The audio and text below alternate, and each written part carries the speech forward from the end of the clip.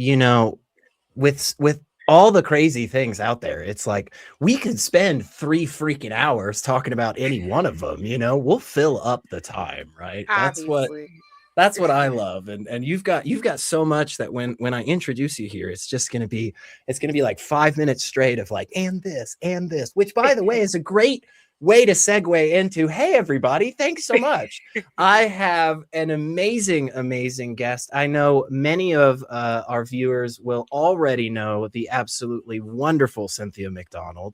But I'm going to tell you just a snippet here, and then I will let her introduce herself, because this is a woman that has been involved in activism in like maybe 12 different spaces for like a dozen some odd years, shows up absolutely everywhere. I mean, there's LGBTQ rights, there is Black leadership, Black reparations, there is healthcare, there is secularism, there is a science education. I mean, what the hell don't you do, Cynthia?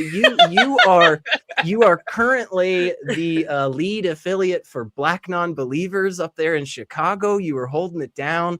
You have a brand new channel you just started, The Roots Matter, and again, there's like a dozen and a half channels I could list where you are and have been for the last few years. So like, oh my gosh, how do you do all of this?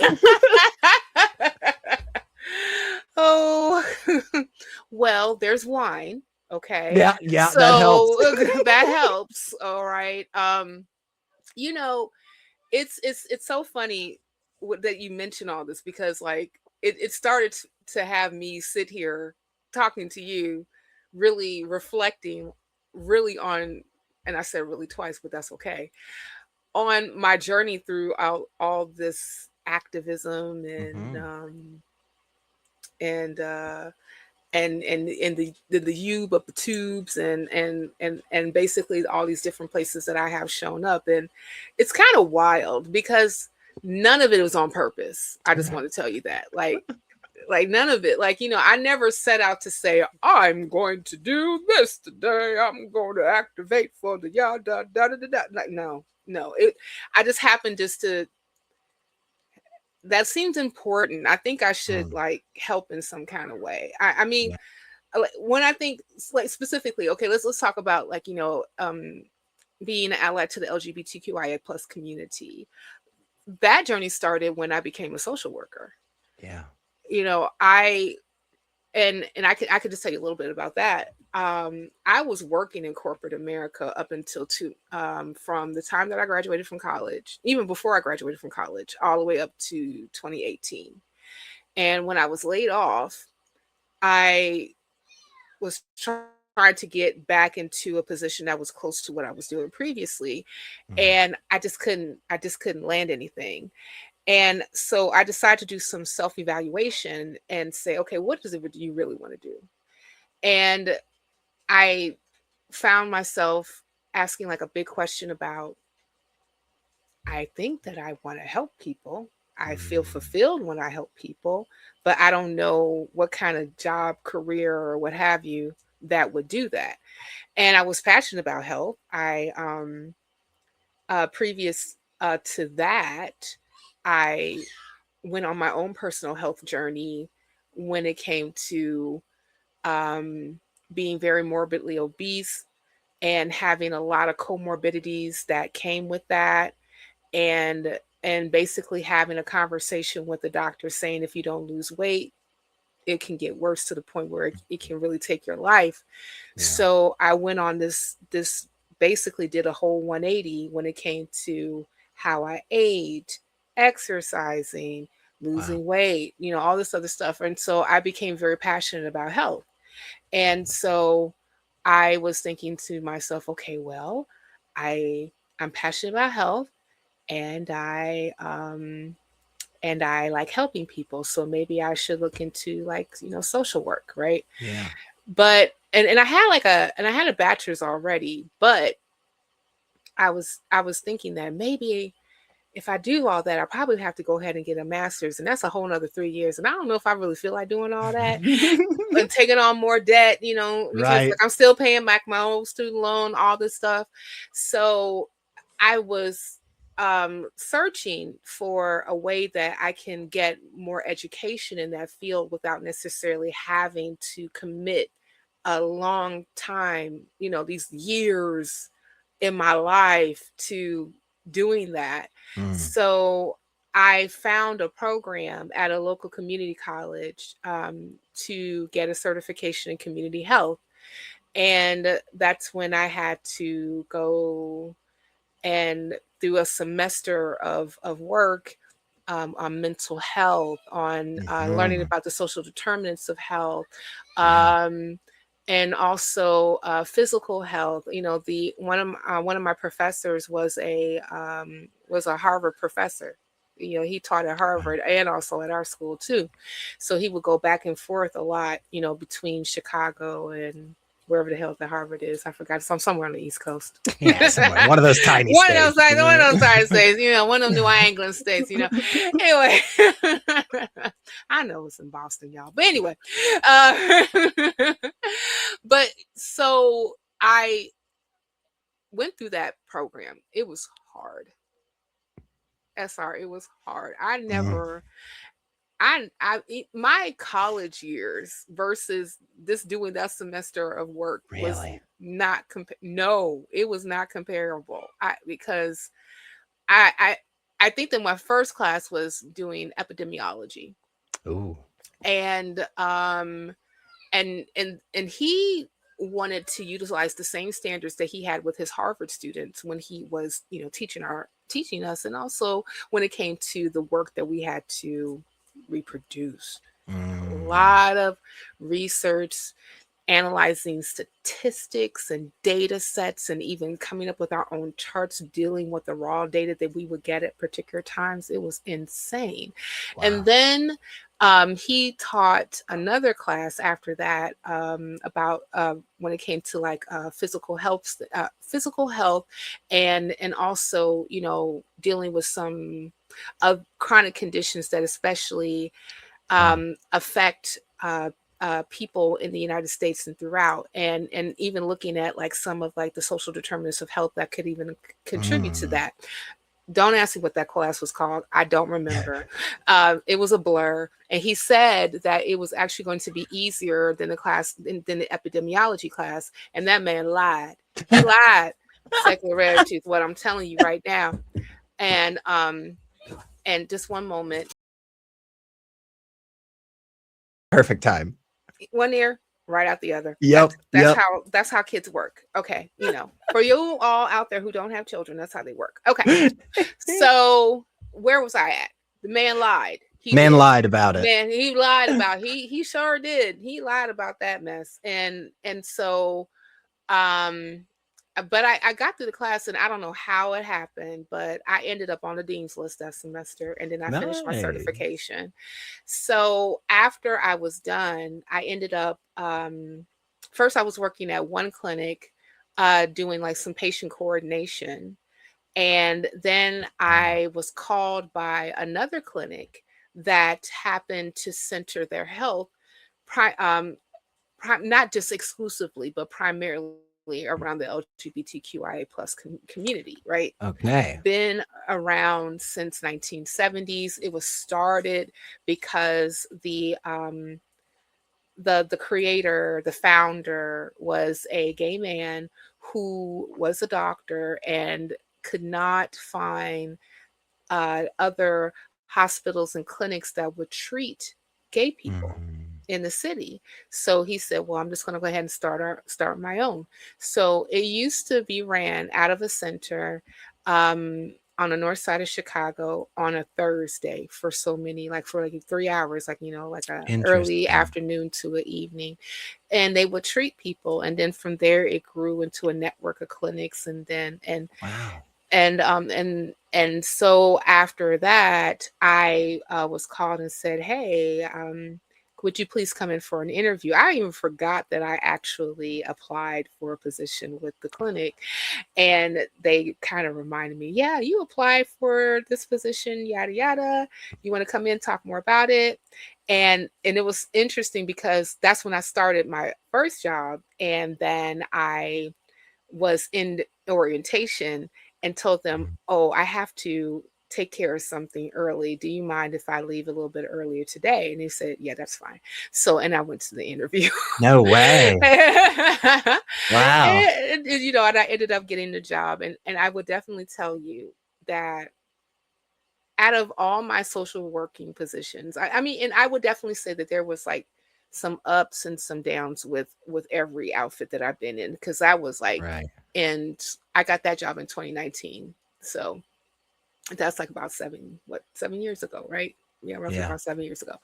And I worked with them until 2023. Unfortunately, the clinic decided to let 60 of us go that happened to work there, and it was completely illegal. But you know, I can talk about it now because it was written in papers and everything. So, Right. you know, Wow. yeah. But I first started in patient navigation, and that was basically case management, working with people who did not have a case manager. And so I saw everyone, and a lot of the people who I would see were homeless. Had a lot of other people who happened to be some of them were substance users, some of them were sex workers, you know, just like a gambit of people, right? Right. And I only had one job: help them. Whatever it is that they need help with it, and you got the resources, help them. And if it's beyond your scope to help them, get them to somebody who can. So that was like my job. So like a lot of times I was trying to find shelter for people. I was helping with, you know, helping people when it came to they can't pay their rent and they need rental assistance. They can't pay their lights and their lights are about to be shut off, and you know they may have a chronic condition. I'm contacting the power company and the gas company on their behalf and sending over letters saying this person has a chronic condition, please do not shut off their utilities, and we'll work on other ways in order to help them pay it. I mean, like a lot of that was that. Immigrants, worked with a lot of people who were immigrants, and you know, and I would tell you too, that really opened my eyes about what is said about immigrants, especially undocumented immigrants, and what is reality, right? And at the time I was also working with an organization to fight for reparations. And I was doing that work. And I would definitely tell you that organization was really hyper focused on delineation when it came to Black Americans versus, you know, the rest of the diaspora, right? Which I don't necessarily have an issue with, especially when we're talking about who's owed what. It's, you know, if information matters, right? Yeah. But unfortunately, some of the people that I was working around would really start to adopt these ideas of demonization of immigrants, especially if they would hear other people saying things about Black Americans, and you know that was adverse, right? So Interesting. yeah, it was a thing, and not to say that you okay. My mom's an immigrant, right? She's from Jamaica. My dad was born here in the United States, and I had a very, I guess my perception and my point of view of how Black people relate to one another, depending on like where your family is from, is a little bit, you know, wider than maybe like a person who does not necessarily have immigrant parentage, right? Sure. Which I mean makes sense, right? Yeah. But I will definitely say, growing up, that I would hear Some people that hung out with my mom say, disparaging things about African Americans, right? Mm, And and vice versa. yeah. But what my conclusion was with all of this is that it's not necessarily that any of these claims are something that we should give um give credence to, that it's Mm, like this is like completely true. It's more so that propaganda is a hell of a thing that has yeah. been done all over the world through white Yeah. supremacist talking points. And depending on who you're talking to, they will definitely adopt some of those talking points to fit whatever narrative that's being that's Yeah. trying to be shaped. And so going back to like, opening my eyes when it came to like, immigration, especially like what's real versus what's like rhetoric, I then would hear a lot about things that are being said concerning immigrants are taking the jobs. They are they're getting certain things like free healthcare, free food stamps, free this, free Mhm, that, etc., mhm. etc. And like context and all of these things matter, right? Yeah. And and even like when we're dealing with healthcare, I signed people up for healthcare. I am I'm certified to help people navigate Medicare. Oh, Like really? I hold that certification. Um, so they call it ship counseling. I went through that training already. Mm. And I know for a fact that if you are undocumented, that you do not qualify for Medicaid in this country. You Oh, do not qualify for Medicare in this oh, country. wait, I You, just to be super duper clear on it. yeah, You're yeah. saying Hmm. it's literally that simple. Mm, All of the talking points, all of hmm. the fear mongering, all Yes. of that hate-filled rhetoric against Hmm. immigrants. It is really that simple. You just can't get it. No, you just Oh, can't get okay. it. Well, Yeah. shit. I mean, gosh. I'm sure I didn't realize it was that easy. I honestly thought I was going to have to do some like research and like, well, see, in certain states like, Oklahoma, there's a loophole. No, it's just flat out can't do it. Got to be No, a you citizen. you got Wow. it right. Yeah, you have to. Wow. Yeah, yeah. I Maybe mean, their you can talking be. points are just racist. Yeah, they pretty much. I mean, like, no, you can't get it. Like, okay, so like there's context to that, right? Mm-hmm. So there are certain programs that's available. Like for instance, when I was working for the first clinic that I was telling you about, I specifically worked with women and young people who were living with HIV. Yeah. There is a program that is available to help low income people who are Right. affected by the disease who live in the United States. Yeah. They can qualify for that to get medication and healthcare services. Okay. That's it. For a But very specific thing.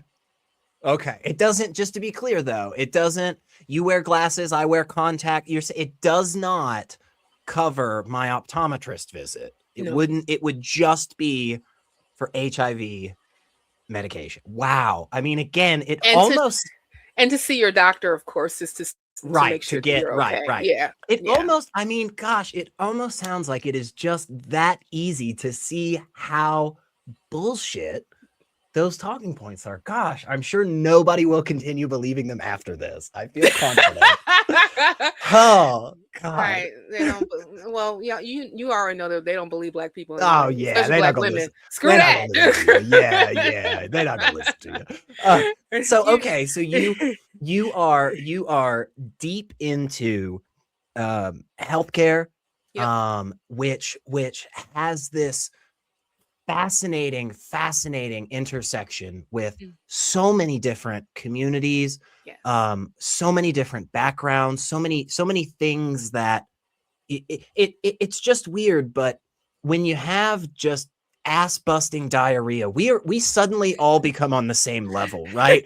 It doesn't matter where you're from, how much money in your pocket. Like when you're sick crying for your mommy, it is amazing how human we are. um so you are in this space dealing Yeah.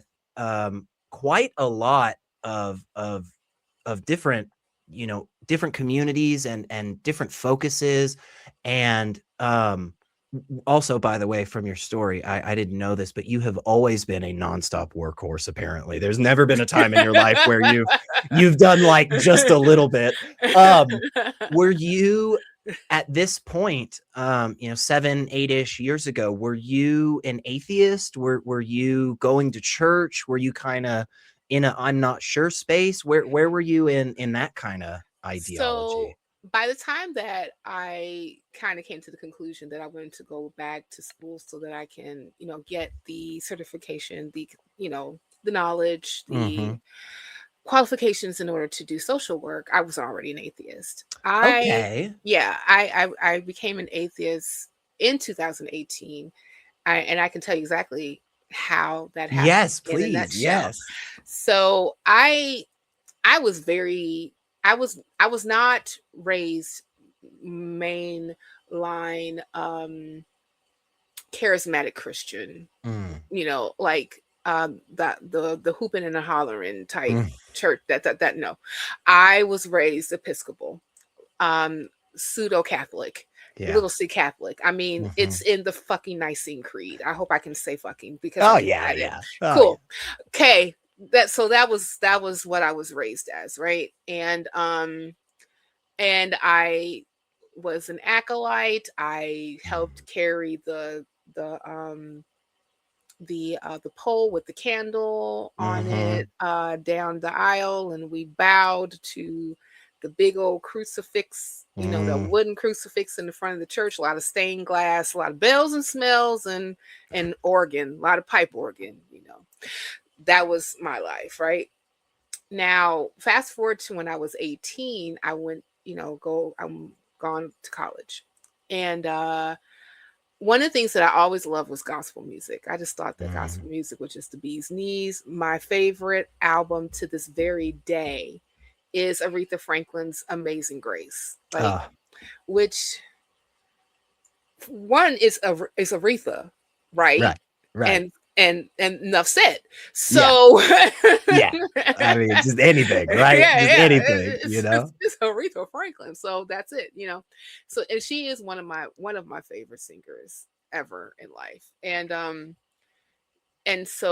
even got a chance to meet her when she came to. No way. Yeah. When I that's cool.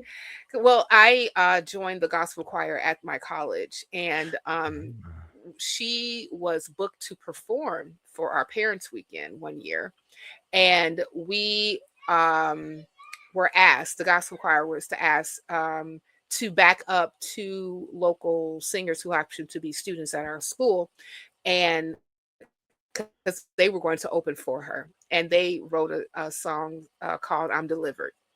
And we sang background for them. That's awesome. And so like I got a chance to go backstage for a bit, and I saw Aretha, and I was like, oh my God. That's so cool. You're right. Did I say something stupid? I love you, Miss Franklin. You were like my icon, like my idol. I love you so much. And she's like, thank you. Because she didn't want to talk loud, because she didn't want to ruin her voice. And And one of the things about Aretha Franklin, she's short. If you didn't know, she is a short lady. Well, she ain't no more because she ain't here with us no more. But when she was alive, she was a short lady. She is not tall at all. Really? Okay. Yeah. No, not at all. So while I was in the gospel choir, one of the things that was required of us is that we had to attend church, and it was so funny, SR, because church on Sundays started at 3 p.m. Okay. Yes. And in the afternoon. Okay. Yes. Yeah. Yes. Because for a fact, we already know that we have to accommodate all of our sinning and grinning the night before so that we can get to church tomorrow so we can sing for the Lord. Oh, sha-ta-ta. Hangover time. We gotta give everybody just a little bit of time to wake up, make some coffee, go back to sleep for an hour, get back up, have you some breakfast. Exactly. I love that. This is I hear all the time from these churches about you know, no perfect people allowed, you know, sinners only in here, you know, and it's like they're taking that shit to heart right there. Right. They're like, right. look, Saturday night, our people are wild, man. Man, look, it's a college town, ain't nothing but bars around, and you know, a lot of us, we would hang out at one of the fraternity houses that was doing like a party. Like they would have like Right. what they call student union parties, and then after there's the after set at one of the fraternity parties, and then sometimes there's an after set You of have somebody to. else's. I You know what mean, I'm saying? you gotta go. I mean, come on. Right. It was like, all right, well, we about to head to, you know, the Kappa house, you know, for such and so, the Q house. That's where we going. Like Kappa house. Actually, Kappas, they actually threw the better parties, to be honest. Really?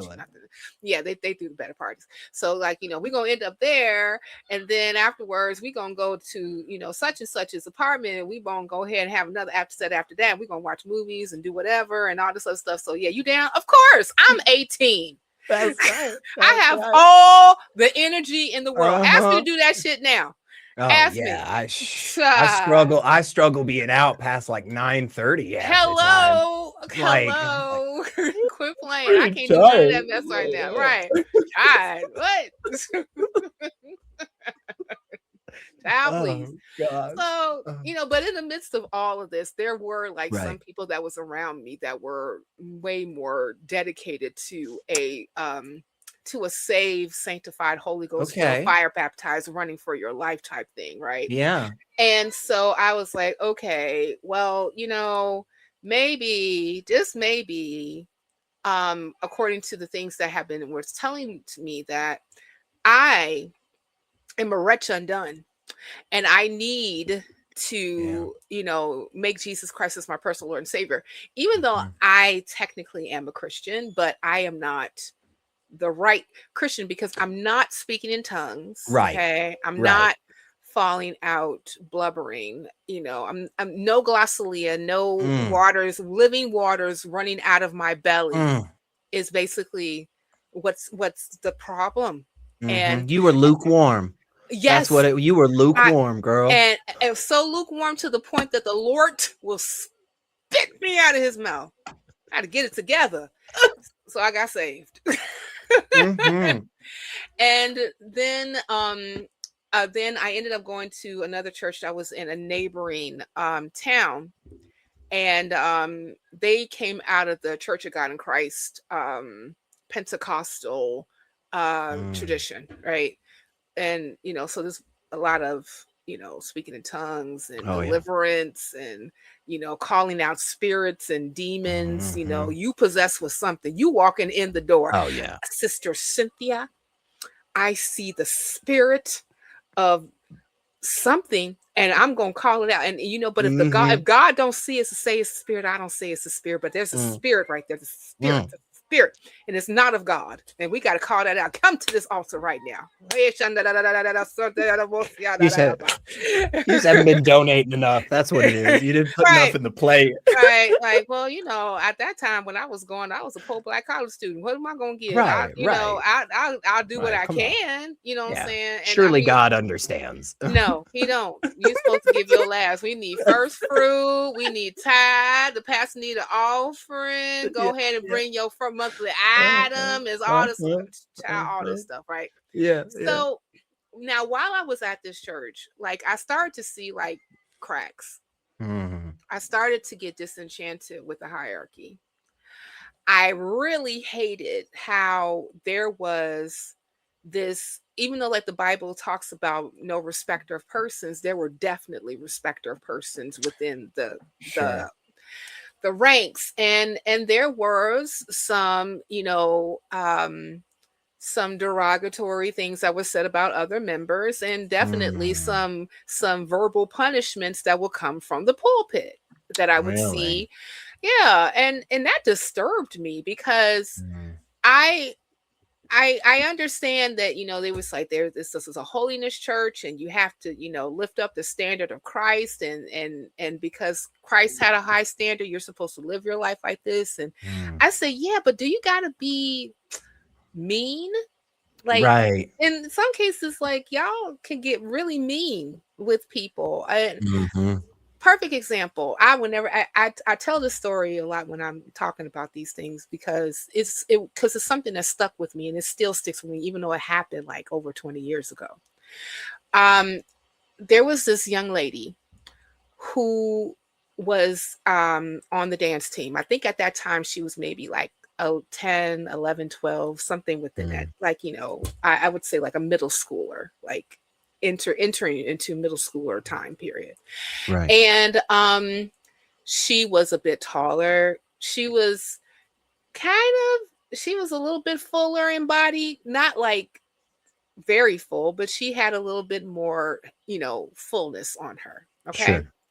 And she kept herself a lot. She was very quiet. She wasn't considered like a little the glamorous girl, right? You know. And kids would also make fun of her too, because she was quiet and I saw a lot of me in her because I was a lot like that when I was her age, even younger.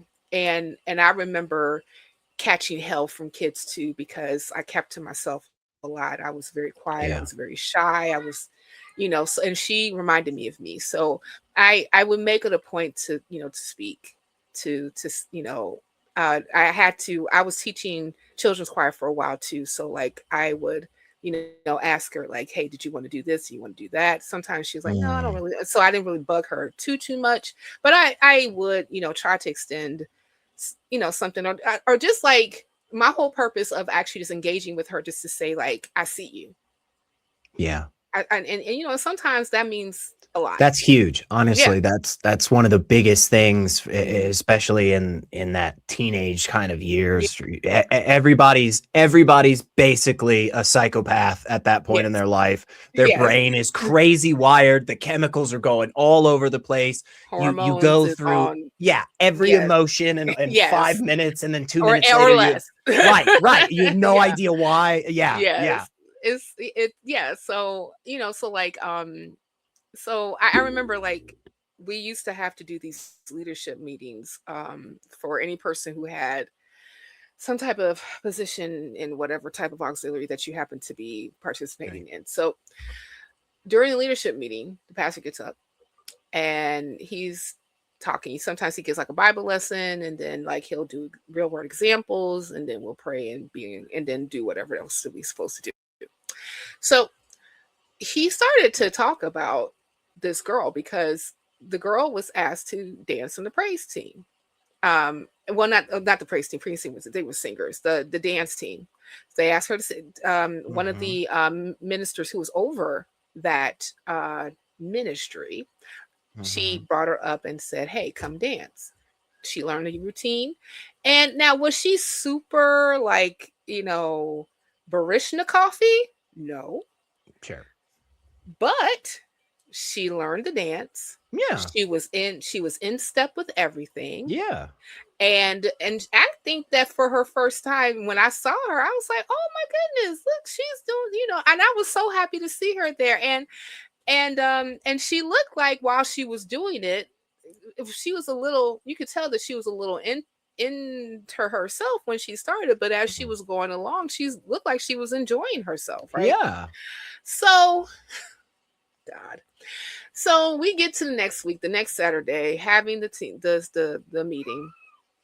And then the pastor starts to lean in on the minister of dance and calls her out by name and tells her that get that girl off of the dance team. Ain't no fat people should be dancing in front of the house.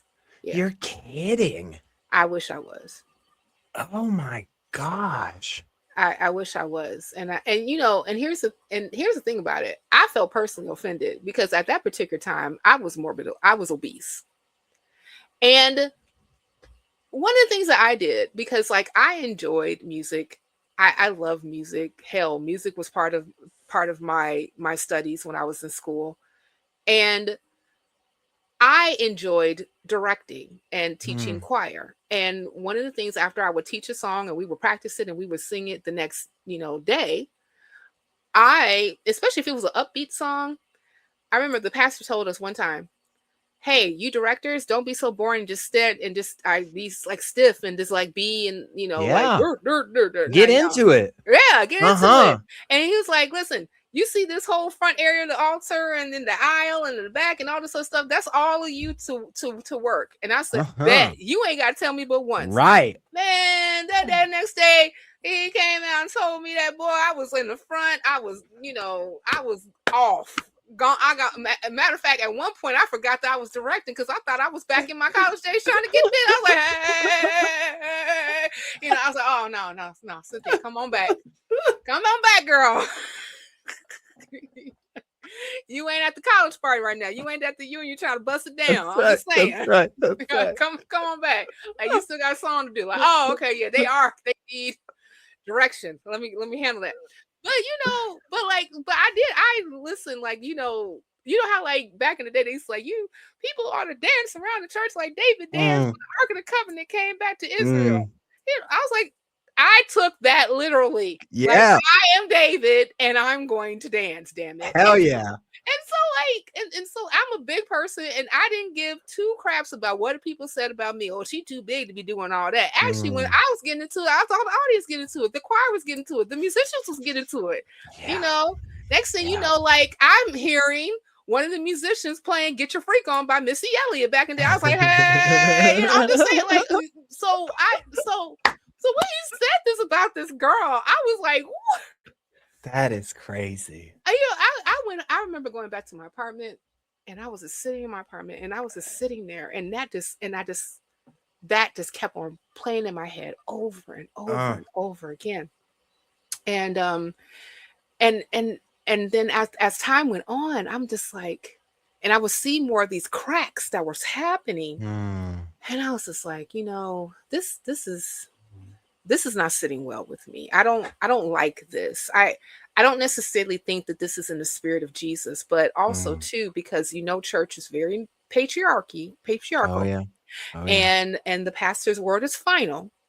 I did not really feel that I had the place to say anything, because there was also examples of when someone would offer something of a means of constructive criticism, that degradation would come into play, that degrading of come into play, that berating of a person will come into play. How you going to tell me, well, if you ask me how this looks and I give you my opinion, but you don't like my opinion because I gave it to you because it's not necessarily something that you wanted to hear. I mean, what's the point? Right. Now, this is supposed to be a community that we work together and do all this other stuff, not like, authoritarianism, my way or the highway. And that's what I'm seeing.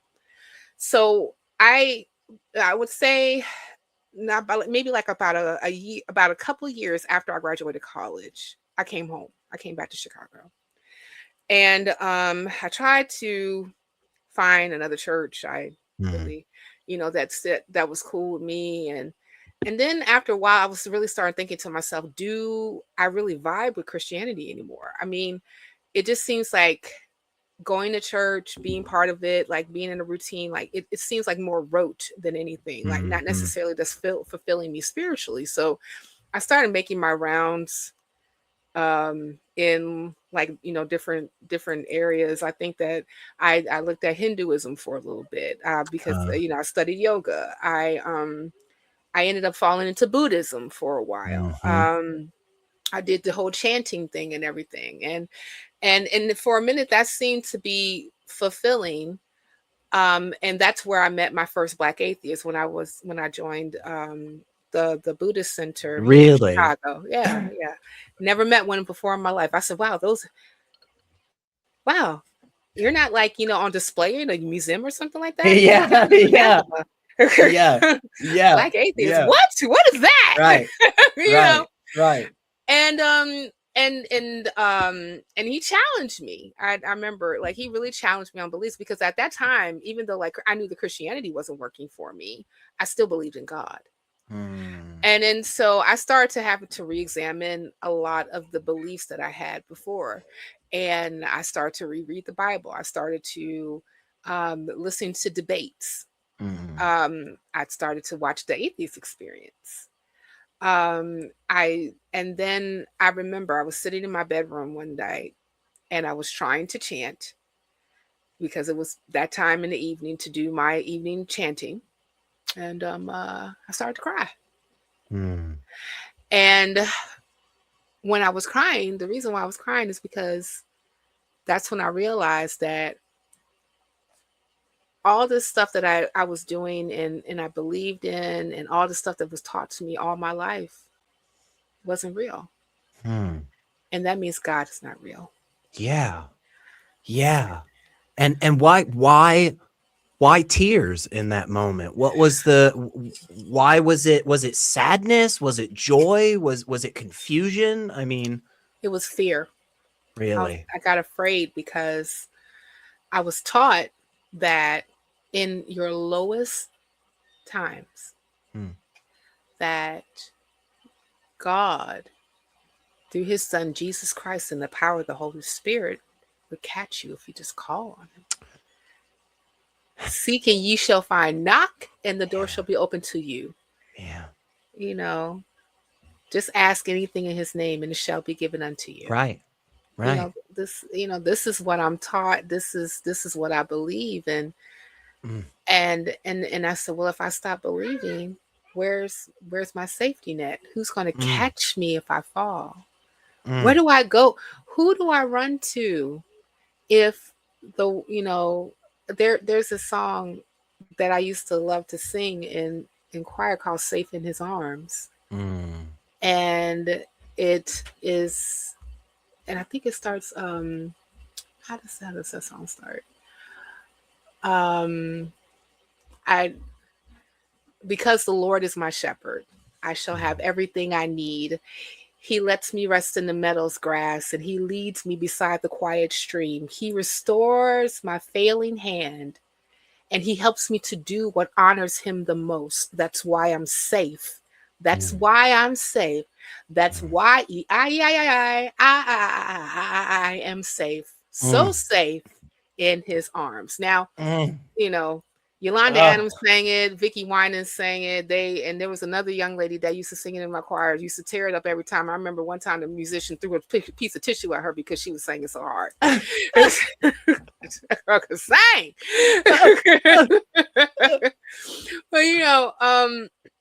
But but that was like one of my favorite songs, and the reason being is because I really took solace in that.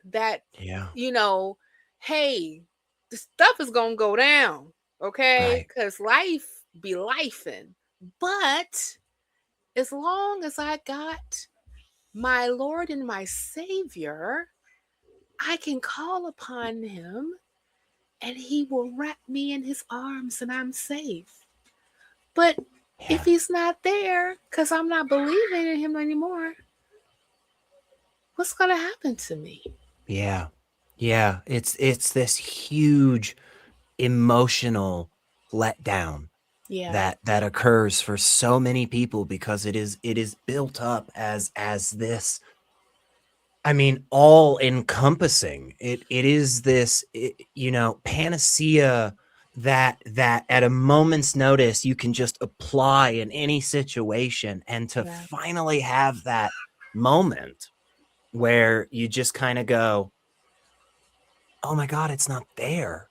It's like you're empty for a minute. You're out there, cold, exposed to the elements. There's nothing to protect you, and it's like, holy crap, how do I pick myself back up? How do I move forward? I no longer had that. I no longer have that support that I always had. I mean, what did you do? I mean, just honestly, like how did you keep going? Because at this point, I mean, right, you're very much involved in healthcare. You're seeing a lot of struggles, a lot of people that before this moment you would have said like, wow, at least they've got Jesus, they can give it to the Lord and he can help them, Right. How did you go back to that? How did you deal with that? Well, okay, so it's okay, so it's one thing to say, like, when I finally came to that realization, I was not working in healthcare just yet.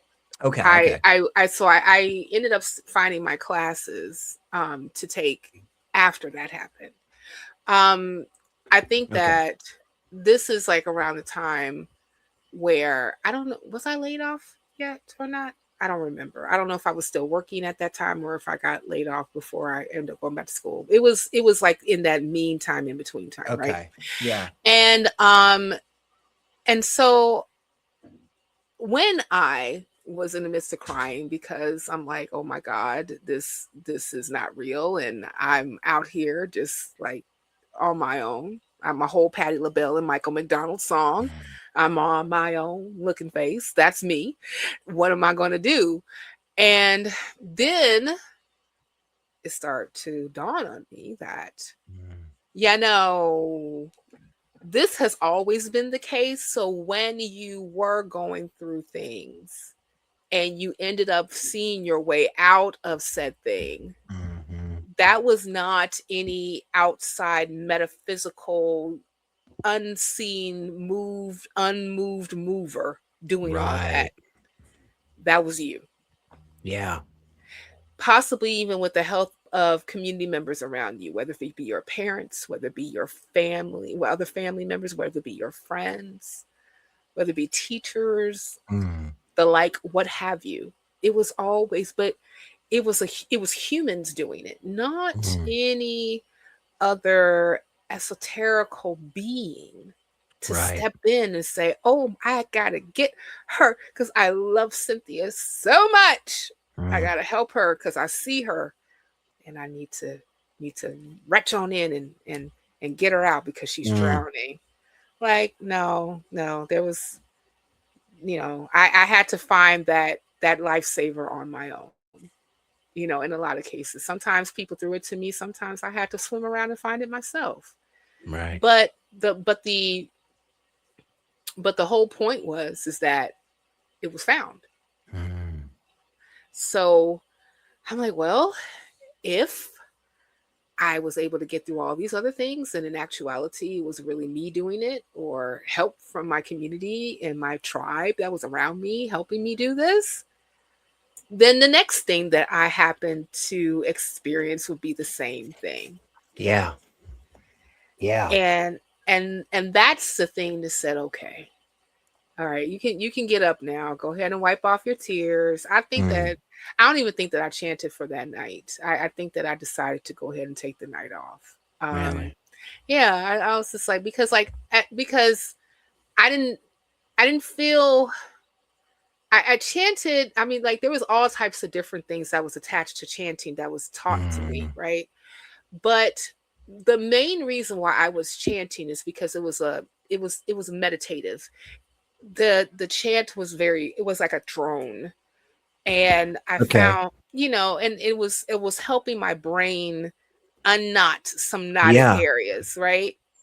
So kind of like, some of the intrinsic values that you get, for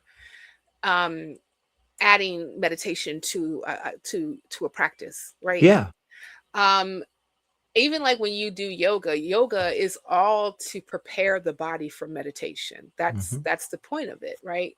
So in that time, I was just like, well, I think that what I'm looking to get out of meditation through chanting has been done for right now, because that realization was extremely cathartic. Yeah.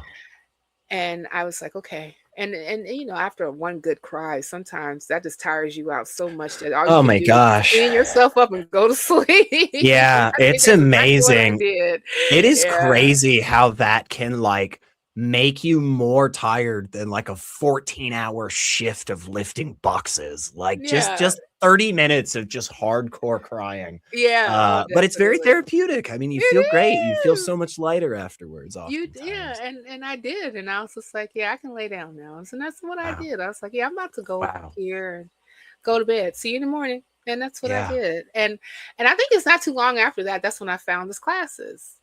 And then I was just like on a roll to basically change my entire career. Yeah. And yeah, I mean, like, and I would definitely say that I learned so much through social work, and and I am very grateful to have, made that a career. It can be exhausting. Yeah, I bet. It can, and especially like when you have a what they call it, a case to manage, right? You have clients to manage. Yeah. And you get very involved with your clients' lives. You can't help but to. And Right. and as much as like you would hear these words and terms, oh, you must achieve work-life balance. You must make sure that you are separating work from home. Yeah. It's not so easy to do Right.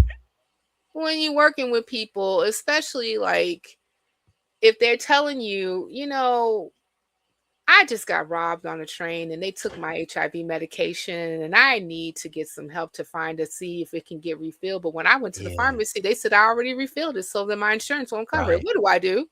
Right.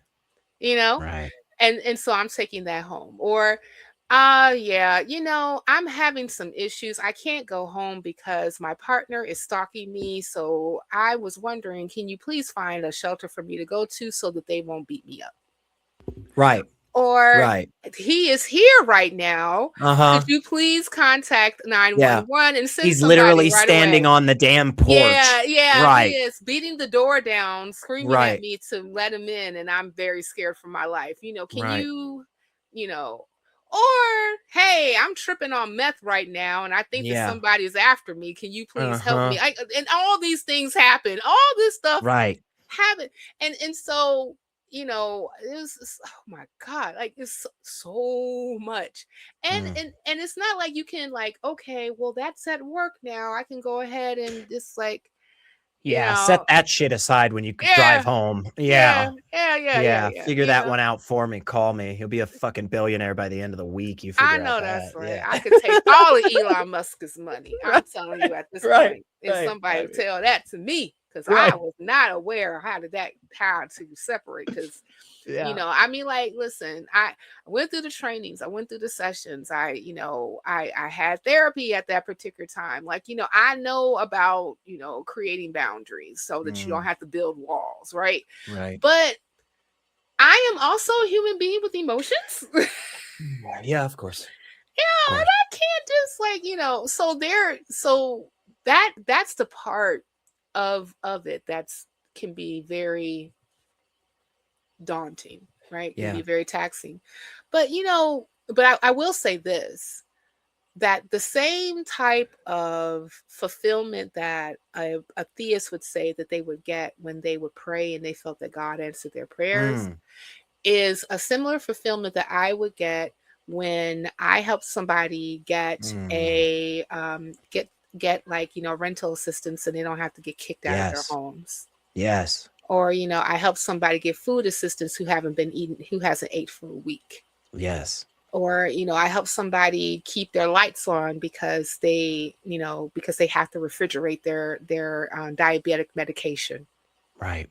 I help somebody get to a dentist because their tooth was abscessing and it was going to explode on them anytime soon. I help somebody actually find shelter who was in a very toxic relationship and they were scared for their life. Right. Like that's the real stuff. And and even though like I'm not necessarily going to be like, oh, I did that, but I helped. Yeah. And because I helped, that's the thing that gave me, and it still does. That's the thing that still gives me fulfillment. And awesome. Well, and because like a lot of times like people say, oh, that's such a good thing of you. I'm like, no.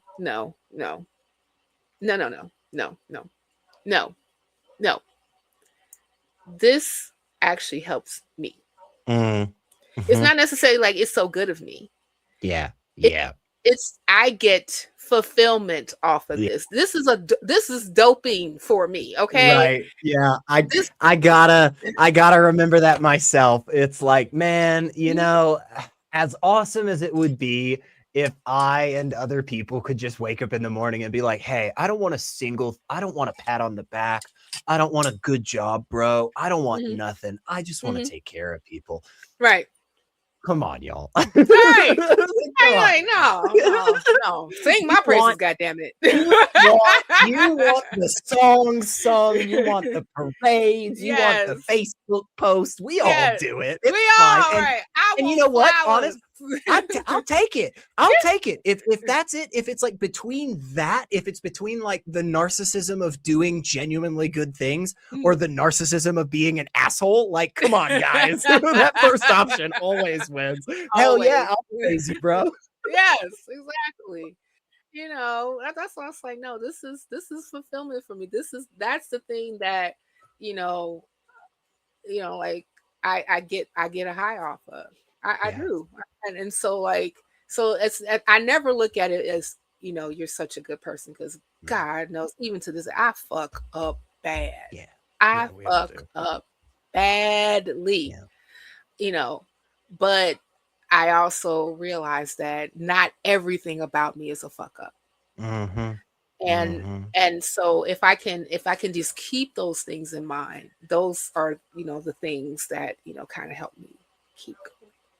I love that. And there's so much which just a few minutes into you telling us about your story and kind of your journey to here today, like, I totally forgot that I completely missed talking about how you're in the godless gospel, you know, of FFRF with like an absolute legendary group of people. Okay, so you're also doing that. Like, there's more things that Cynthia is doing, by the way.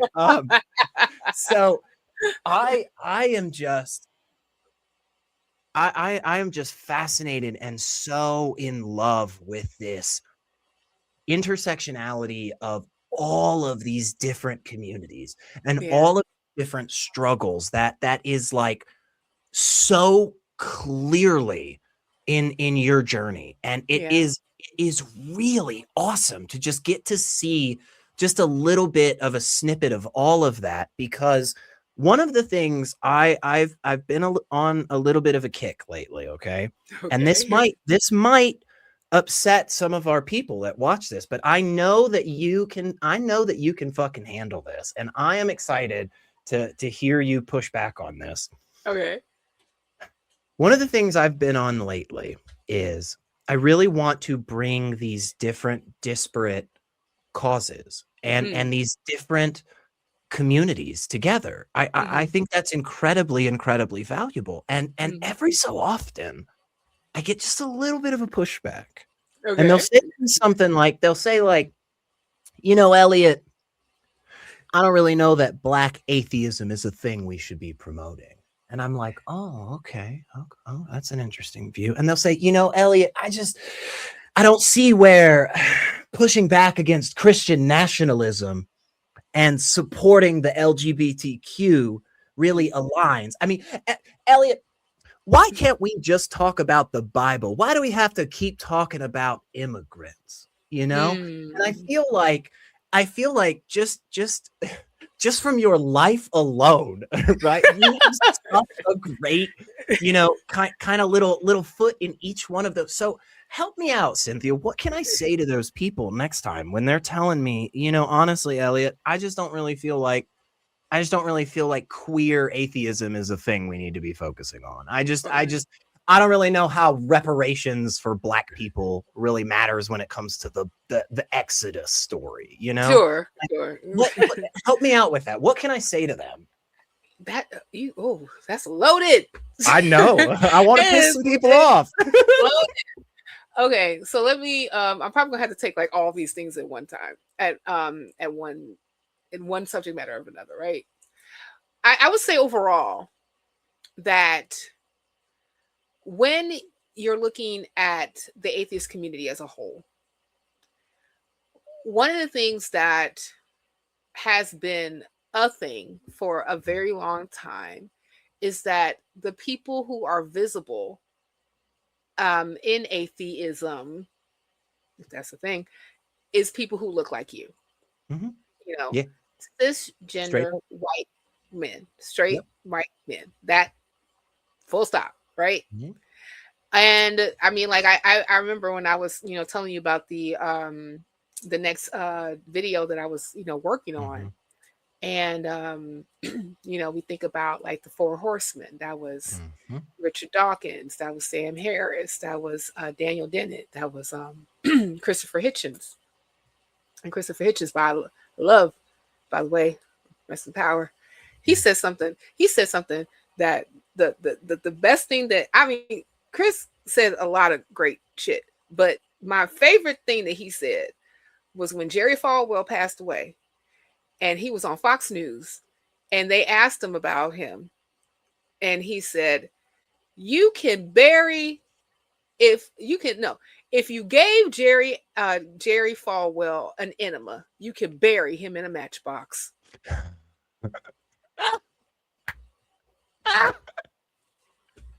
He had such a way with words. He was so good at that. He could just say, like, he could say the most cutting thing, and Yes. it would also still come out in a way where you're like, "Oh, thank you, my gosh." Right. Right. Like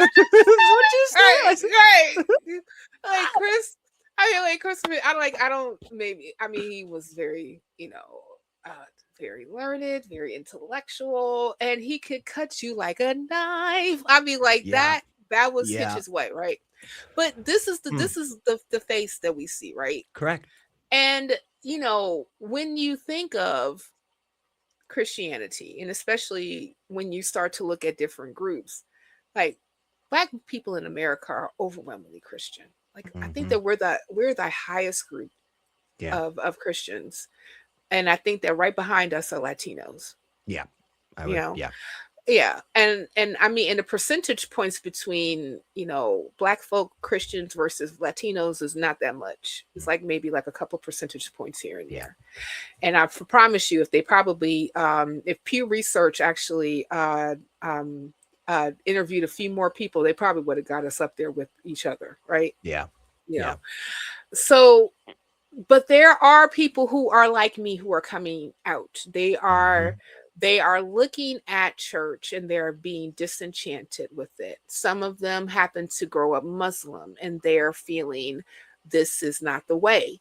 They're growing up in different belief systems and they feel like this is not the way. This does not comport with reality. They need a place to go.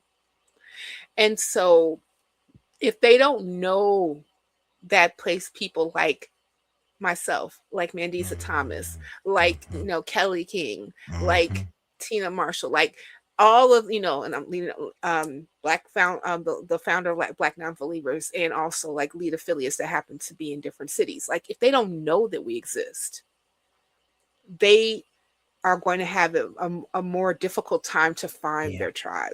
Because like right now we know a lot of content and a lot of these like people that we know of who we also like engage with are mostly online.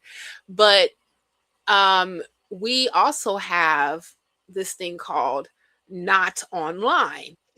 Oh my gosh. Are we able to gather together in person? Can we do that? Is that allowed? Are we gather by the river looking face? Yes.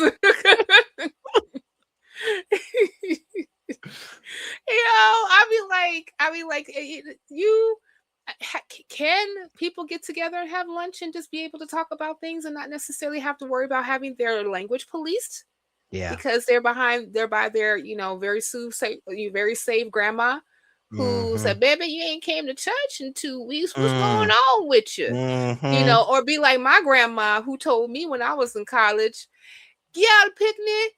Yeah, you have no boyfriend. You have no children. You have no picnic them. Are you gay?"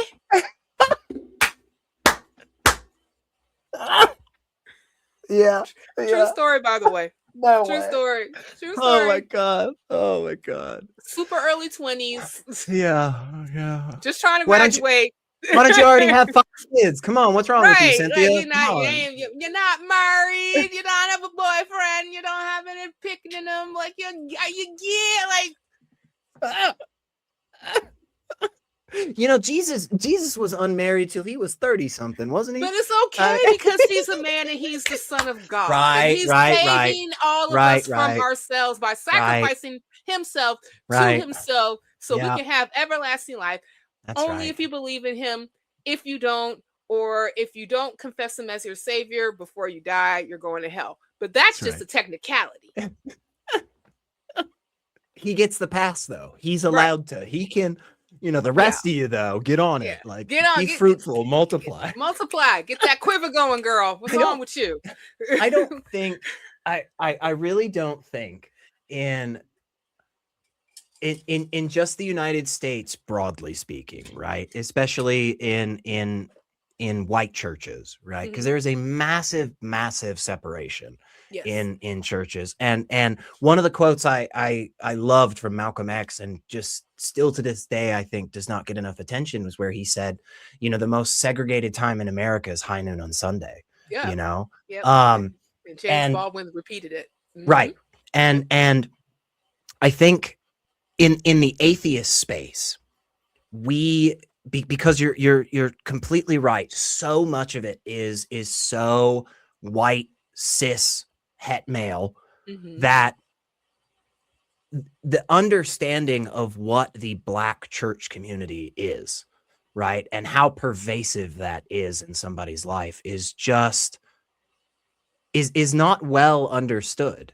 It's not something that I feel like most of the content that I see is really addressing. There's a lot of fallacies, man. We'll talk a lot about your Koine Greek and your ancient Hebrew and all of this stuff. Your Aramaic, man, and it's great and it's awesome. It's great. It's really great stuff. But I feel like there is just such a lack of content that speaks to the people that came up in that mindset, in that setting, you know? And that's the thing that I think that a lot of people who happen to be on the other side of that argument just don't get.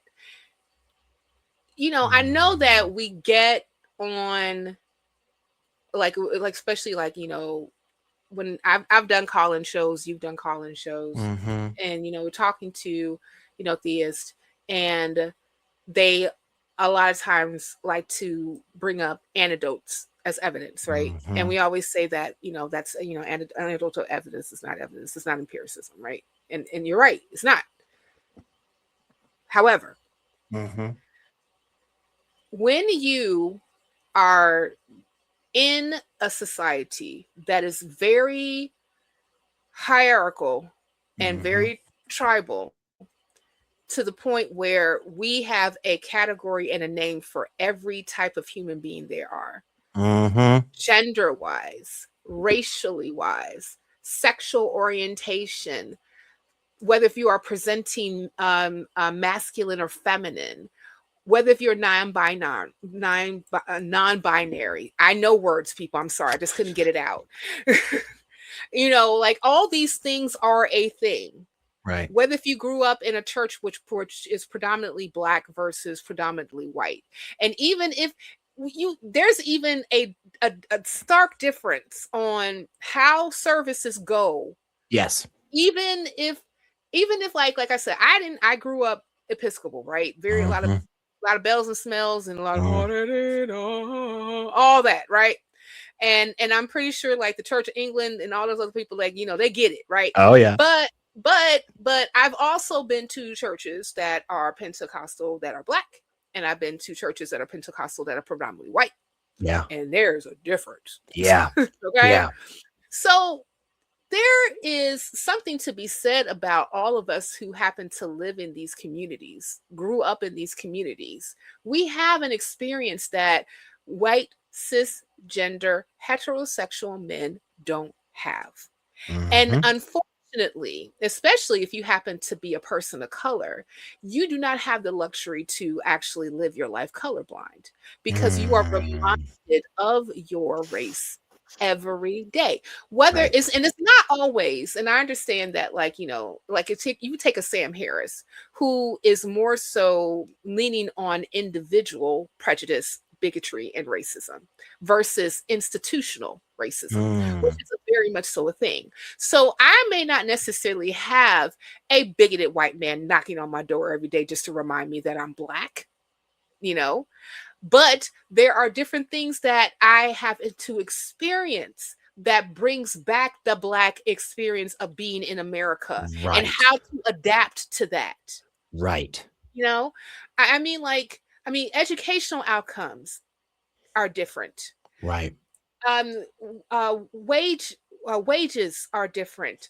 Wealth, this adjacency to wealth, whether if you have it or not. I mean, like, you know, who is considered middle class? Like all these different things, and this is stuff that's well documented. Even like, like we were talking previously about like encounters. Before we start to record, like encounters like on how we are relating to like authority figures, especially like the police. You know, I have had that talk with my parents about how to address the police. I've had that talk with my father specifically how to deal with a carjacking. Yeah. And even though I would say fairly that I grew up, yes, I grew up in the city of Chicago, but for the most part, I did not grow up in like, you know, I have to duck and dodge bullets every day. No, that was not my experience. And let me just tell you something, who every time that, you know, you hear from the top, what about Chicago? Chicago is not the whole city is not on fire. Are you sure? No, it's not. Okay. People are, you know, we're not ducking and dodging bullets everywhere we go. Like, you know, I could have sworn I could have sworn Chicago and Detroit and Portland and maybe even like San Francisco or LA. Like they're all just basically destroyed. Is that is not the case? Yeah, like vibrant city. Yeah, they're not, you know, like we don't just like start riots willy-nilly, you know. The radio, like, no, that's not the thing that's happening every day. Okay. So, you know, and for the most part, like my personal experience, that was not the case, but it's definitely something that how to talk to police. What happens, like when I started to drive, like, you know, if you get pulled over, this is what you do. You know, like if you know, like if somebody wants, you know, your car, this is what you do. I mean, like these are the conversations that, you know, I've had, and I've also had my contemporaries have these conversations with their children. And I'm also anticipating by the time that my son gets older that I'm going to have that conversation with him. You know, because and I mean, and that's why it's like, hey, we're not crazy. We have different experiences here. And a lot of this stuff comes from, you know, historical inferences from how we built the nation and how it operates. Yes. And I think one of the starkest fucking examples is the next time that they hire a Black actor to play a fictional white person, for fuck's sake. It's not even it's a mermaid. It's a mermaid. It's not even a real creature. It doesn't actually exist. Like, holy shit. Imagine somebody getting upset because there's some video where a unicorn is black. It's like, it's not even a real horse. Listen, can I talk to the white people that lose their mind every 2 seconds when they don't feel like that they're being represented? Okay, let me talk to you, dear white people. Okay, listen.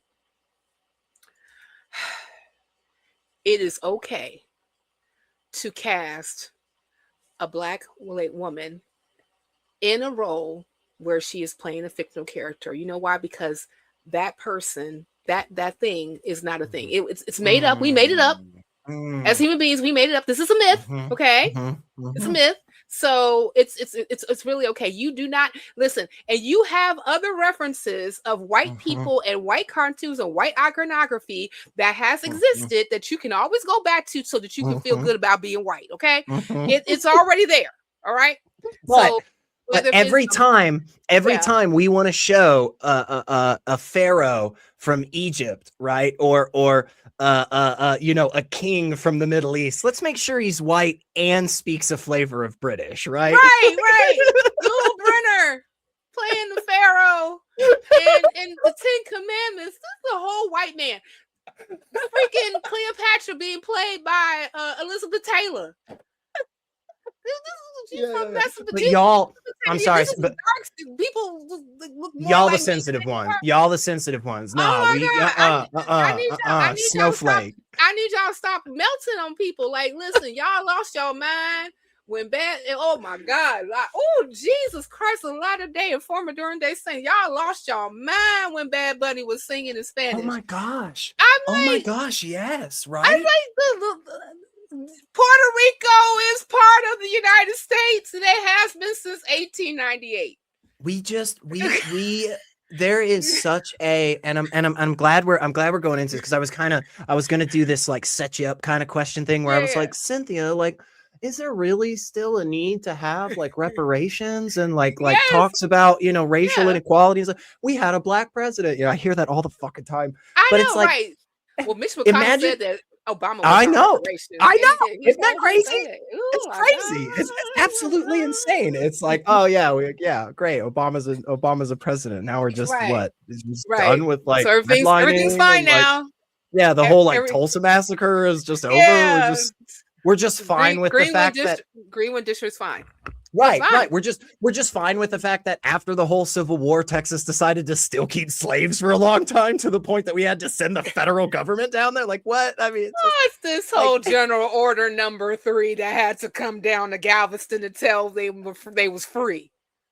It's 3 months later. it is like it is this very, very odd thing to me.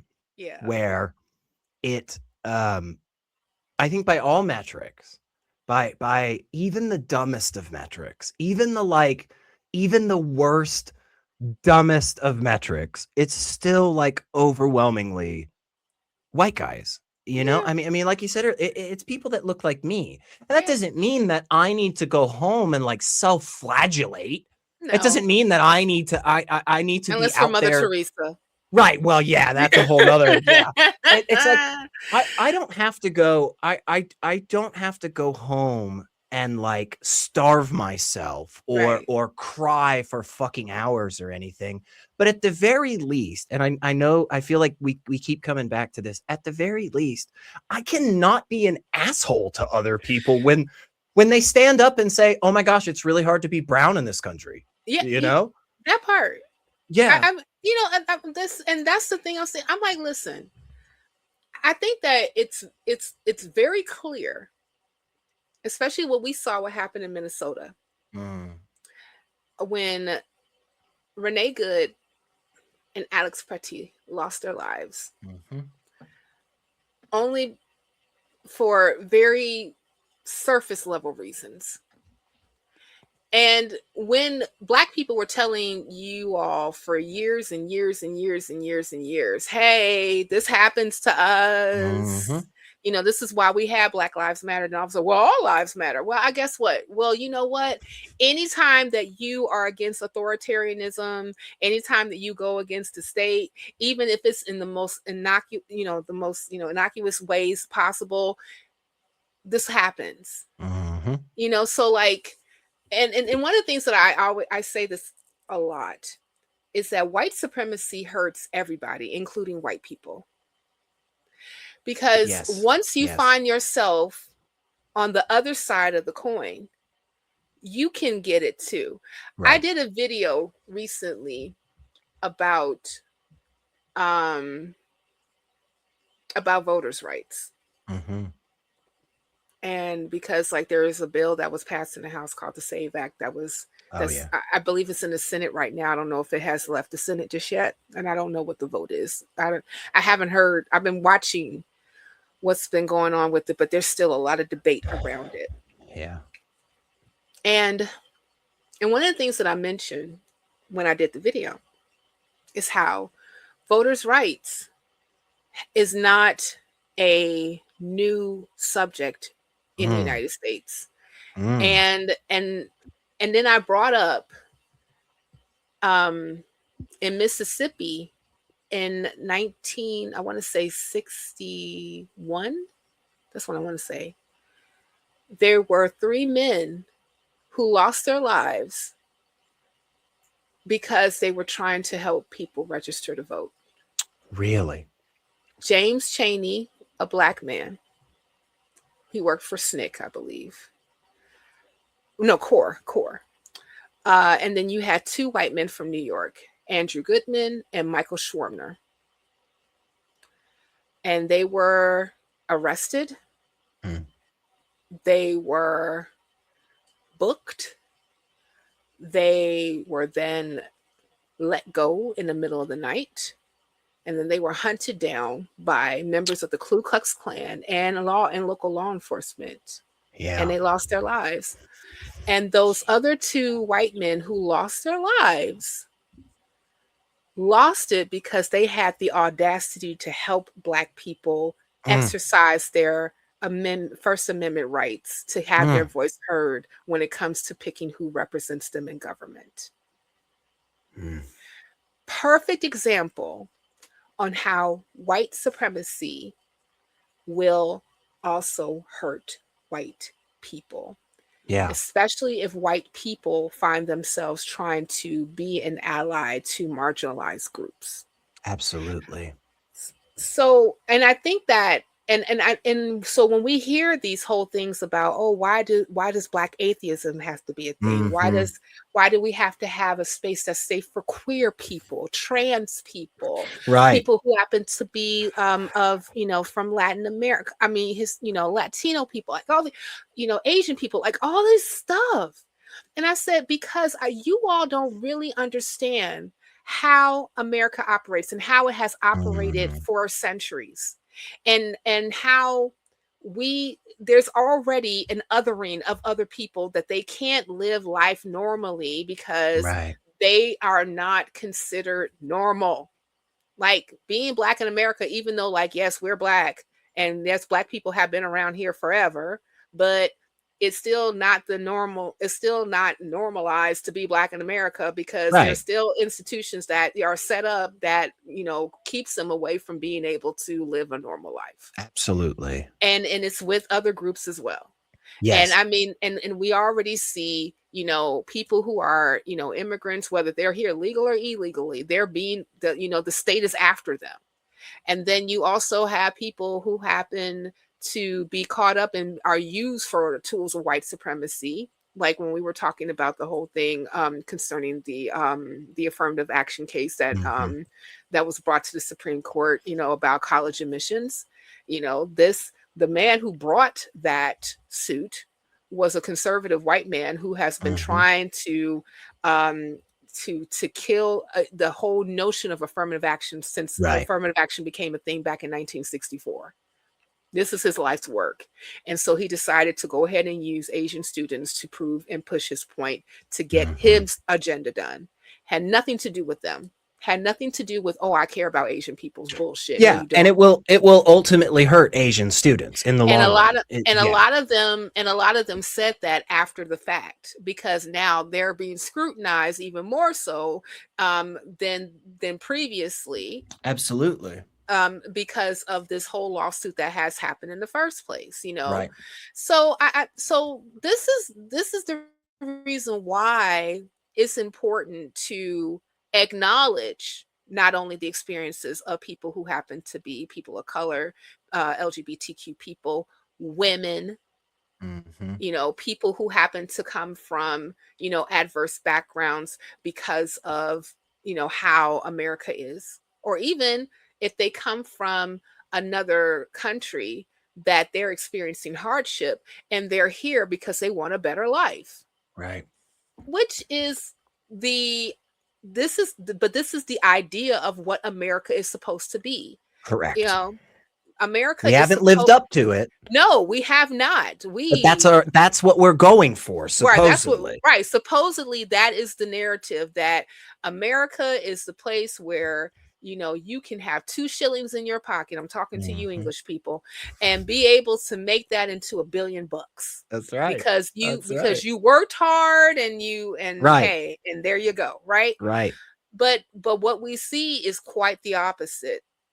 And and has there been instances where people were able to make their way and have a decent life after coming from, you know, abject poverty? Absolutely. Yeah. And but there was a lot of work and fighting and protest and lives lost and blood that was shed in order for that to be the case. You know, I had another young man who is with the PLS group here in Chicago, the People's Party for of Socialism and Liberation. And you know, he pointed out how in America, in order to get like some of these like, you know, things, rights that, you know, people are supposedly enjoy, is because Black people went out and marched for them. Right. It's because Black people were getting sick and tired of being sick and tired, and they decided to organize, and then we get the civil rights movement because too many of us was losing our lives through Jim Crow lynching. Too many of us was keeping away from voting. Too many of us were suffering and losing our homes because of redlining. Too many of these different things, and there was other people who were being caught up in that too. You know, because obviously there was a women's suffrage movement. There's always, you know, and then you also had Stonewall that happened because now, because like LGBTQ people are like, yeah, we're not getting our rights. You know, so we need to buck against the system. It's always marginalized groups forming some type of movement to buck against the system in order for all of us to be able to enjoy civil rights. Yes, because those are the groups and the peoples and the organizations that recognize exactly what you were talking about. Yeah. And it's that famous quote of, you know, when they came for the communists, I said nothing, you know, because I'm not communist. They came for the Catholics. And it goes all the fucking way down until it is right back at you. They are coming for you next, and nobody else is here to say anything because you did not coalition build with the other groups and the peoples that were yelling it from the rooftop for years. This is what's happening. That's exactly it.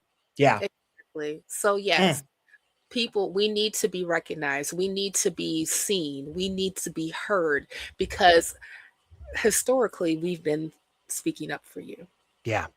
Yeah. And this, I think when you really care, which supposedly our side does, our communities, we love the truth, right? Yep. We're skeptics. We care about the evidence. Yes. And when you look at it, when you really take an objective view of history and what brought us here, you will overwhelmingly come back to time and time again, the immigrant, the Black, the queer, the female, all of these different communities have been an integral part in bringing us to where we are today. And we repeatedly go back and we whitewash history, very literally whitewash history, and attempt to make it as if, oh my gosh, you know, like, I don't know, like 14 white dudes got together somewhere in like Philadelphia or whatever, and we figured all this shit out. It was awesome, man. It was super great. And we and everything is fine now. Right. And we fixed it all. We fixed it. We had a little bit of a struggle in the 60s, both 18 and 19, but we're done. We're finished. We're over. We got it. All good. All That's good. right. That's right. Yeah. Like it is, if you genuinely want to follow the evidence and you want to say to yourself, I am trying to approach this neutrally. I think very quickly going down a skeptic route, you find yourself very hardcore in the middle of a group that says, wow, we are really doing a disservice to so many different communities in this country. And we have for a very long time.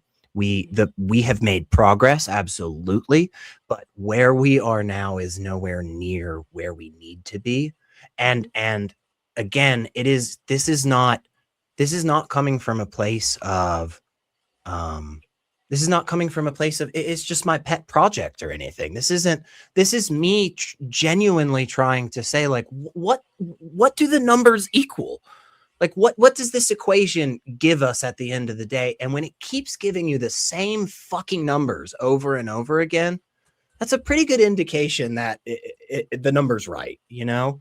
And I guess I know I'm gonna have to have you back on, because we got to go into some of these in depth so much more. But I'm really, really proud that over the last handful of years, in some spaces, not everywhere, I have seen a little bit more of an open and welcoming and diverse community. Yeah, And I agree. I just think it's amazing that you are involved with all of these different spaces. You are such a champion for so many different people. And I love the way that you bring it all together. Like you are unabashed about saying to people, no, this fucking matters. This is important. This is something that hits you right in your home every single day, and you don't even realize it. And I think we need more of that. Like we have to call out our own community and make sure that we are matching up to the standards and the values that we claim we want. And look, if those aren't actually our values, fine. We can have that conversation. But if we say we give a shit about truth, if we say we actually care about minimizing harm and maximizing well-being and all of these catchy little buzzwords that we throw out there, well, this is one of the biggest damn ways you can show up for that, right? By standing up for all of these different communities and making that a focus. So what, I know we've already been going a bunch. I know we could keep going forever. And I know this is a crazy question to try and have you wrap up the whole thing with, but what the hell can we do? I mean, how do we make sure that we are aligned in our values and our actions, and that our organizations reflect our membership when it comes to a diverse and inclusive community? I mean, is there a secret sauce? Is there a quick 1, 2, 3 bullet point we could do? Well, that's a very good question. And I know that that's a question that has been asked to me and other people who I've worked with, especially Black non-believers. Mandisa has gotten that question so many times. And, I will have to say that, well, one of the things that I know that Mandisa says is that she quotes her favorite group, Moonchild, that says, spend your privilege. Yeah. So, you are a privileged white person who has a platform, who are very committed and passionate about really creating a multicultural, multifaceted, diverse community. Then the people need to see that we exist. Yeah. So, not necessarily having them on here as tokens. No. Right, and I know that right. you're not necessarily doing that. You're just mostly just like, no, I am really committed and I'm passionate about creating, communities where we are, coalitioning, and then we are and we are intersecting, and we are, doing crosswork, all these different things that's like so important. And the thing is that because we have such very old institutions that separate us, having the openness and the willingness to do that means that you have to be proactive about making that happen, right? Yeah. I remember calling out another conference that had nothing but white people on their roster, right? And I won't say who, because that does not matter. But like in years past, like they may have only like one person of color. And so I'm just like, well, and then when I remember, like, I had a conversation with one of the organizers when I called it out, because I made it very publicly known how I felt. And, I get a call, I'm talking, and they tell me, well, we only have about like, 4 like people of color that normally come, and they've always been coming since we've been doing the conference, right? And I was like, Well, the only reason why you have 4 is because they don't see anybody else that looks like them to come. I mean, yeah. You know, Yeah. and I mean, like, and you can't just say that, okay, I reached out to this one Black person who happens Right. to be, you know, an intellectual giant in his field, and I paid him more than other people. You Right. know, diversity done. We got our one. Right. Let's keep We moving. solved it. We solved it. Yeah. Right. It's all Yeah. good, right? It's all Yeah. good. Like, no, like, listen, there's so like, listen, it's if I would give you that 10 years ago, not now. Mm. Not now. So many people of Yeah. color in the atheist space, in the secular space, that are creators, and they are visible. Right. They are learned. They are badass. Mm-hmm. And I talk to them a lot. Yeah. And they have a presence here. They have a following here. And it's up to you to seek them out so that you can coalition, so you can build a stronger community, because that's how we always done it as human beings. Yeah. We got together, and from our individualness to building, to creating communities, like small communities, to villages, to towns, to cities, to nations. Mm-hmm. And we did it because we realized that we are stronger and better together than apart. Yep. And let me tell you something, for everyone who wants to say, well, why does it have to be a Black atheist or Black non-believers or Black this or Black or all of this stuff? We created these spaces, and we have been for a very long time. It's because for a very long time we were excluded from white spaces. Right. The whole reason why there is predominantly Black church is because Absalom Jones back in the 1790s had to create the AME church, because he was not allowed to sit amongst the parishioners that were in the same faith as him. Right. He tried to be a part of the other church. They said no. Right. He said, no Black man. Right. Not even Black man, but at that time they called him boy. No Black boy. Right. Right. No Negro. Right. You gotta go. You know what I'm saying? Yep. And so, like, and same thing when it came to not only houses of worship, it came with, you know, where we lived, it came with where we went to school, where, you know, where we could eat, where we could sleep, all these different things. We had to create our own spaces because we were locked out of white spaces for generations. Right. You know, and it wasn't, and it had nothing to do with, well, screw those white people. No, it had everything to do with white people don't want to do nothing with us, so we're just gonna have to build our own. And that's why we do have a Black non-believers. That's why we do have, you know, a Black atheist rants. We do have a Black lady that does the Roots Matter. I mean, like, creating these spaces because, like, you know, historically we have been locked out. So, and this is the same thing with a lot of different communities that, you know, Asian people have been locked out for different time periods. Absolutely. Indigenous people have. Oh my God, we can do a whole show just on Indigenous people alone. Okay, seriously. So, you know, I mean, like, it's so many different things that I don't think that a lot of people keep in mind. So, first off, so I would encourage people who have these, you know, oughts when it comes to why do we need this. Let's first off learn some history. Yeah. Read a book or 3. Go to blacknonbelievers.org, and we have a whole reading list that you can go ahead and make yourself available to. Yep. Okay. Get educated. You know, become familiar with more Black creators. Because, like, often, even though, like, yes, you do have, like, Black folk who are atheists who will get on call-in shows, and we can talk fallacies too. Well, you're committed a God of the gaps fallacy because of this, that, there, and the third, and you just move the goalposts, sir. You move the goalposts. Yeah, we can do all that, but often what we end up doing when we making creating content is that a lot of us and our experiences as Black people in the United States are very much so reflexive about the things that we talk about.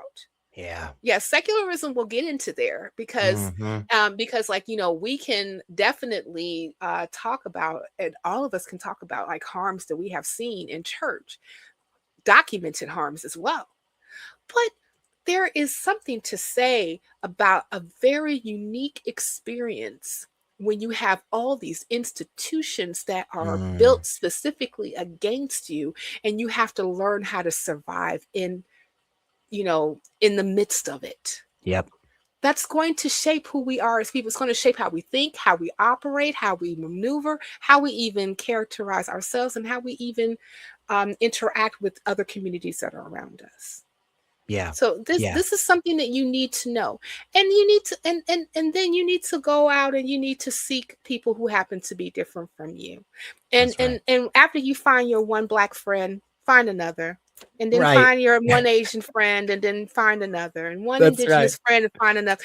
Continue to build and to build and to build, and please, the last thing that I would say when it comes to all of this is recognize that we all have biases. Mm, We all do. It is very human to have mm-hmm. them.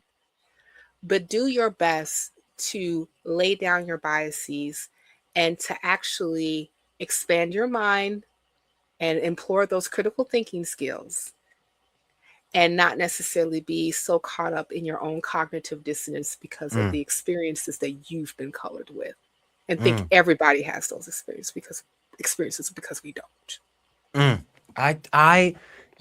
One of the things that I freaking love about you is, even though I know going into a conversation, you and I are so aligned on so many different things, you always give me another perspective. You always give me a side of the case, of the story, that I have never freaking thought about. And it's like I'm coming into it just already nodding, already agreeing, and yet I'm still going, oh, yeah, okay. Yeah, no, that is a really good. Oh, yeah, okay. Hell yeah. I love that.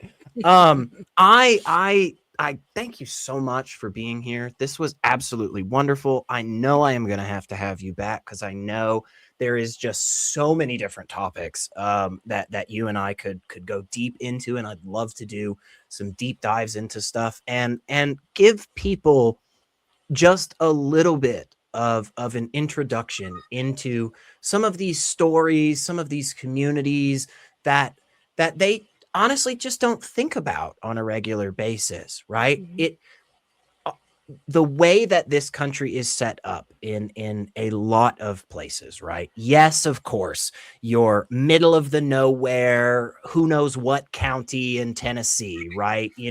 Yes, you see this, but this happens in the big cities. This happens in the most diverse places in our country, where the institutions and the systems that we all participate in are set up in a way where, truly, as a white dude in this country, if you don't want to see anybody of color, if you Mhm. don't want to be around a woman or a non-binary person, God Mhm. forbid somebody go to a different church than you don't ever have to interact with those people in your lives. You Right. absolutely do not. And you will wake up at the age of 20 something and look around you and go, oh my God, I don't know a single person that's not exactly like me, head to toe, and that I think is one of the most destructive things about this country. It Mm. it absolutely can separate us if, like you said, you don't make that conscious effort to go out and bridge those divides and come together with people. And Mm. I want everybody to know where they can see everything from you. Where can people go? I'm going to make sure we have all the links in the description and stuff, but tell them so that they hear it all. blacknonbelievers.org, we know, a fantastic organization. I personally am lucky enough to get to know not only you up in Chicago, but Kelly over there in Detroit, and Mandisa down in Atlanta. So if you are in any one of those cities, you've got a community. And But Charlotte, North Charlotte Carolina, as with well. Tina Marshall. Yes. Look at that. Look at Yes. that, y'all. Yes. Where else can people find you and hear more from you? Well, I do have a channel called The Roots Matter. It's youtube.com/The Roots Matter. I'm on TikTok at Cam Glamming. I am on Facebook at Cam. All my other handles are used like either Cam Glamming or Cam, right? I'm on Mm-hmm. Blue Sky. I'm on I'm on Threads. I'm on Instagram at Cam Glamming. So, and I post a lot of stuff on the Roots Matter. But like I do a lot of my pontificating and video essays and commentary on the Roots Matter, and also on Sundays, I do have a live show or a live stream. Matter of fact, this coming up Sunday, Mandiza is going to be on, and we're going to be discussing protest songs, to round out Black History Month. We're going to be talking about Gil Scott-Heron. He's the person who wrote and performed The Revolution Will Not Be Televised, and with other songs as well. So I'm really looking forward to that conversation. And yes, like, we are in the midst of recording or trying to finish the Godless Gospel album. Matter of fact, we'll be in Madison soon. I would say sometime. Yeah, sometime. Oh, really? Soon. Yeah, to try to finish up some recording, getting our laying down some tracks, all that other great stuff. Yeah.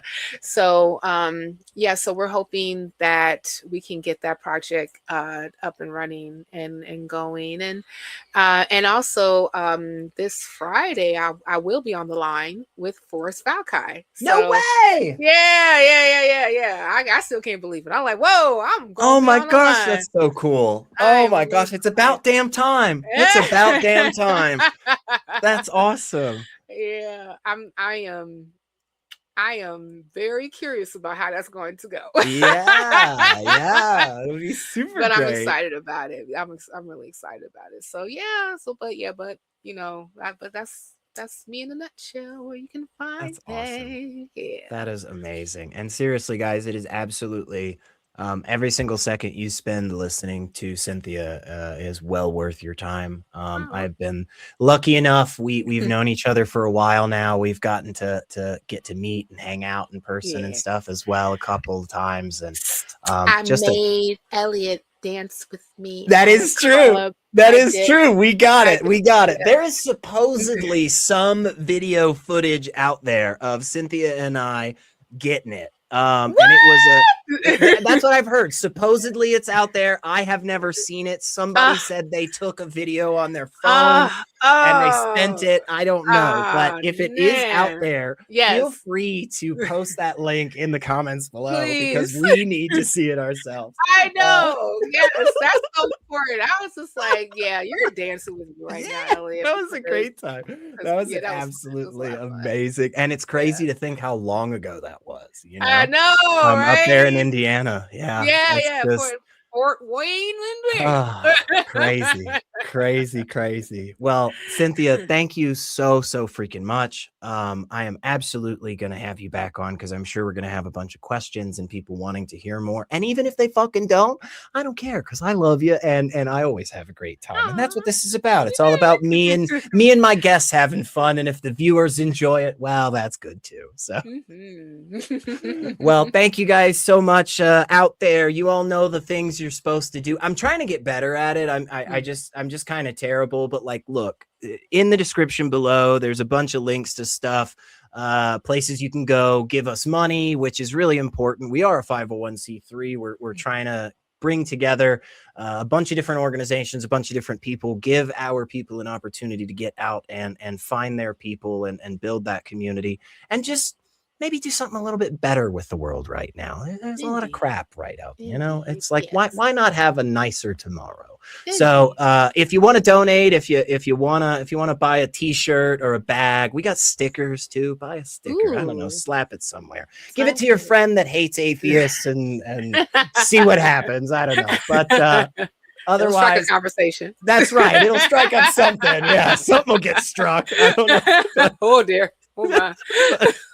You guys, you all know what to do, which is just go out there, be wonderful people as best you can, and I'm sure we'll see you next time.